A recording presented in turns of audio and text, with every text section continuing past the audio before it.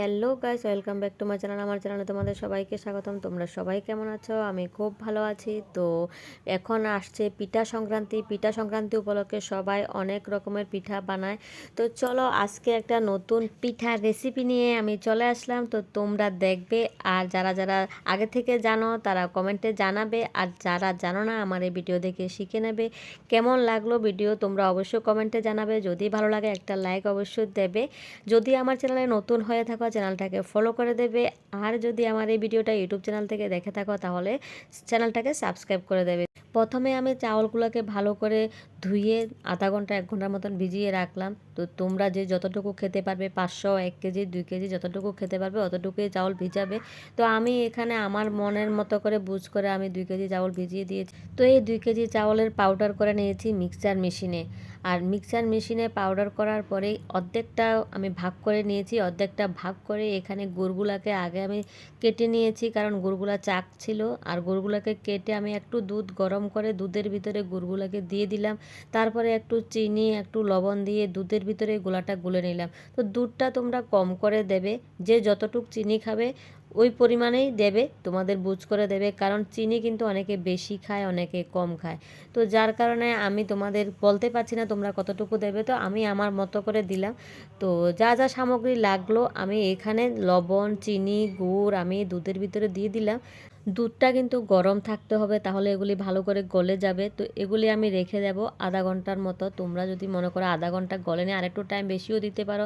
যদি মনে করো যে না আমি সঙ্গে সঙ্গে গুলে করতে পারবো, তাও পারবে। তো আমি কিন্তু চিনি, গুড়, লবণ এই দুধের ভিতরে দিয়ে কিন্তু আমি হাতল দিয়ে ভালো করে নাড়াচাড়া করে আমি ঢেকে রেখে দেব। তো আমি কিন্তু হাত দিয়ে আবার যে গুড়ের চাকগুলো ভাঙেনি এগুলিকে আমি ভালো করে হাত দিয়ে মিক্সড করছি। আর এই যে নারকেল কুড়িয়ে নিলাম, নারকেলটাকে আমি এখানে চালের গুঁড়ার সঙ্গে মিক্স করে নিলাম। আর নারকেল মিক্স করে নিয়ে এই যে গুলে গেল গুলাগুলাকে আমি সুন্দর করে ভালো করে মিশিয়ে নেব। একবারে কিন্তু সব ঢেলে দেবে না, এগুলি অনেকটা আটা যেভাবে মাখা হয় এভাবে মাখবে। তো অল্প অল্প করে দেবে। যদি মনে হয় যে এখানে তোমার বেশি হয়ে গেছে, তাহলে তুমি আগে গুড়, চিনি, লবণগুলো যদি পারো উঠিয়ে নিয়ে নেবে, আর একটু দুধ রেখে দেবে, পরে দেবে। কারণ এই দুধগুলো তোমার সবটি নাও লাগতে পারে, কারণ সবটি দিলে তোমার সাজে উঠাতে পারবে না। আমি এগুলি সাজ দিয়ে বানাবো, যেহেতু আমি এগুলি আটা যেভাবে মাখে এভাবে শুকনা করে মাখতে হবে। তো আমি অল্প অল্প করে দিয়ে আগে শুরু থেকে অল্প অল্প করে দিয়ে মাখবে, তাহলে কিন্তু সুন্দর করে আটার গোলার মতো মাখা হয়ে যাবে। ভালো করে মেখে নেবে আগে, যত মিশ করে মাখতে পারবে অত সুন্দর তোমার পিঠা হবে। তো ভালো করে মাখার পরে তুমি কিন্তু এটা আবার আধা ঘন্টার মতন ঢেকে রেখে দিতে পারো। আবার যদি মনে করো না সঙ্গে সঙ্গে বানিয়ে আমি সঙ্গে সঙ্গে সাজে দিয়ে আবার ডেকে দিয়ে দেবো, তাও পারবে, কিন্তু হয়তো অনেক সময় চিনি গুড়গুলা একটু গলতে অনেকটা টাইম লাগে। তো যাই হোক, চিনি গুড়গুলা তো দুধের ভিতরে গরম দুধে দিলে তাড়াতাড়ি গুলে যাবে। তারপরে সাজে দিয়ে দেবে সুন্দর করে এভাবে। আর সুন্দর করে একটু একটু পাউডার লাগিয়ে সাজের ভিতরে দিয়ে দেবে। অনেকে ঘি মেখে সাজের ভিতরে সন্দেশগুলো বানায়, অনেকে তেল মেখে বানায়। তো আমি কিন্তু পাউডার লাগিয়ে সুন্দর করে, দেখো কত সুন্দর করে আমি সাজ দিয়ে বানিয়েছি। আর অনেকে কিন্তু বানাতে গেলে ভেঙেও ফেলবে। তো খুবই সাবধানে, খুবই আদর সোহাগ দিয়ে কিন্তু এগুলিকে বানাতে হবে। আর সুন্দর করে বানিয়ে তারপরে আবার জল বসিয়ে দিবে একদিকে। জলটা যখন গরম হয়ে যাবে তারপরে কিন্তু এই সাজ দেওয়া পিঠাগুলো নিয়ে ড্যাগের উপরে দিয়ে দেবে। আমি কিন্তু একদিকে চুলার উপরে কিন্তু গরম জল বসিয়ে দিয়েছি একটা কাপড় বেঁধে, কারণ গরম জলটা যখন বসিয়ে দিয়েছি তো আমার এদিকে সাজ দেওয়া হয়ে যাচ্ছে, গরম জলটাও হয়ে যাচ্ছে। গরম জলটা যখন ফুটে উঠবে তারপরে আমি এই সাজের পিঠাগুলো দিয়ে দেব। গরম জলের ড্যাগের উপরে একটা কাপড় বেঁধে নেবে। যাদের ভাপের জিনিস আছে, ছান্নি আছে, তারা কিন্তু ছান্নির উপরেও দিতে পারবে, আবার রাইস কুকারও দিতে পারবে।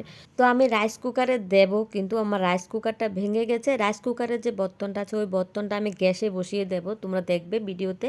ওই বর্তনে কিছু দেব আর ড্যাগে কিছু দেব। তো আমি আলাদা আলাদা করে দুইটা বর্তনে আলাদা আলাদা করে দিয়ে দেবো, তাড়াতাড়ি হয়ে যাবে। তো আমি কিন্তু সাজ দিয়ে বানাতে খুব পছন্দ করি। আমার মতো কে কে পছন্দ করো তোমরা অবশ্যই কমেন্টে জানাবে। আর এই পিঠাটা আমার খুব একটা প্রিয় পিঠার ভিতরে এই পিঠাটা একটা মেরা পিঠা। আর মেরা পিঠা খেতে খুব স্বাদ। যারা দুধ খাও না তারা কিন্তু জল দিয়েও কিন্তু মেখে পিঠাটা করতে পারো। তো আমার কাছে দুধ দিয়ে মাখা যে পিঠাটা ওটা আমার কাছে খুব টেস্ট লাগে, যার কারণে আমি দুধ দিয়ে করি। তো যারা যারা দুধে প্রবলেম আছে তারা তো দুধ খেতে পারবে না, জল দিয়ে মেখে কিন্তু এভাবে আটার গোলার মতো করে করে নিতে পারবে। এই যে আমি চলে আসলাম চুলার কাছে, আমার কিন্তু জল এদিকে রেডি হয়ে গেছে। তো চলে আসলাম, জল গরম যে বসিয়েছি ওটার উপরে আমি কিছু দিয়ে দেবো, ড্যাগের উপরে সুন্দর করে এক এক করে সাজিয়ে দিয়ে দেবে। তো সাবধানে দিবে যাতে না ভাঙে। আর এদিকে আমি মাঝখানে বসিয়ে দিলাম কুকারে, জল আবার ওইখানে দিয়ে দেবো অর্ধেকটা। একদিকে আমি ভাত বসিয়ে দিলাম, যেহেতু একটা কাজ করতে গেলে অনেকটা টাইম লাগে, কিন্তু ভাত তো সবারই লাগে।